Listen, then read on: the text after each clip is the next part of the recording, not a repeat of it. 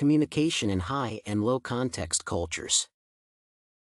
High context cultures include France, Spain, Italy, the Middle East, China, Japan, and Russia.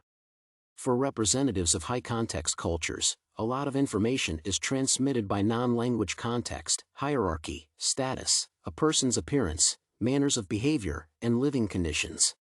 The cultures of Germany, Switzerland, the United States of America, Scandinavian, and other Northern European countries can be referred to as the type of low context. In these countries, linguistic tools are enough to express the necessary information. The differences between the two types of cultures define the peculiarities of people's interaction on the diplomatic or personal levels. A comparison of the two types of culture shows that each of them has specific features. Thus, highly contextual cultures are distinguished by an unspoken, hidden manner of speech, multiple meaningful and numerous pauses, the serious role of nonverbal communication and the ability to speak with one's eyes, excessive redundancy of information, because initial background knowledge is sufficient for communication, absence of open expression of discontent under any conditions and results of communication. Low contextual cultures are characterized by the following features: direct and expressive manner of speech, an insignificant share of nonverbal forms of communication, clear and explicit evaluation of all discussed topics and questions, assessment of understatement as lack of competence or poor knowledge of the interlocutor, open expression of dissatisfaction. Comparing the features of each type of culture, it should be noted that representatives of these cultures have to face many difficulties when communicating with each other. It is always important to remember that one cannot react to the behavior of representatives of another culture in the same way as one would in the original culture. Sociologists can only discuss intercultural communication, interaction, if people represent different cultures and recognize everything that does not belong to their culture as alien. Relationships are intercultural if their participants do not resort to their traditions, customs, notions, and ways of behavior, but get acquainted with other people's rules and norms of everyday communication. In doing so, both characteristic and unfamiliar features are constantly revealed. The difference in the type of culture largely determines the strategy of international cooperation.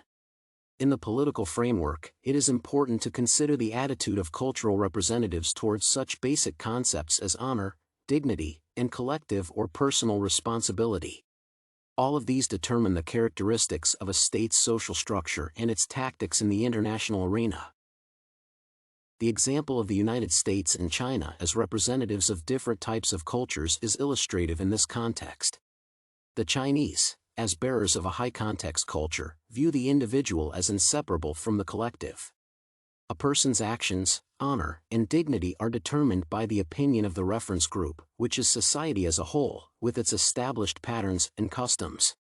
In U.S. society, which represents a low-context culture, it is customary to view the individual as an individual.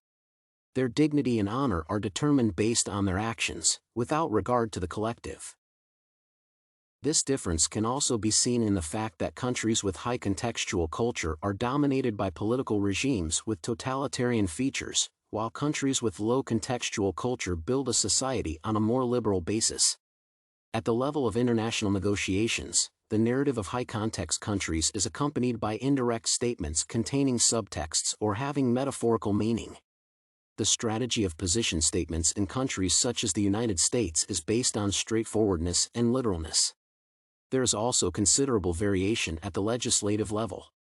Particular circumstances in high-context countries have a much greater influence on judicial decision-making than in low-context countries, where a similar formulation of the law prevails. Low-context cultures are also characterized by a distinction between emotions and the importance of emotion in communication. For high-context cultures, emotions are not as important, and often cultural norms even dictate that sincere feelings must be hidden. For people from low-context cultures, such networking seems pointless because, in their view, we can get right to the point. But the fact is that personal likes and dislikes are less important in low-context cultures. People can cooperate without being friends. In high-context cultures, cooperation is possible only based on respect for the other person.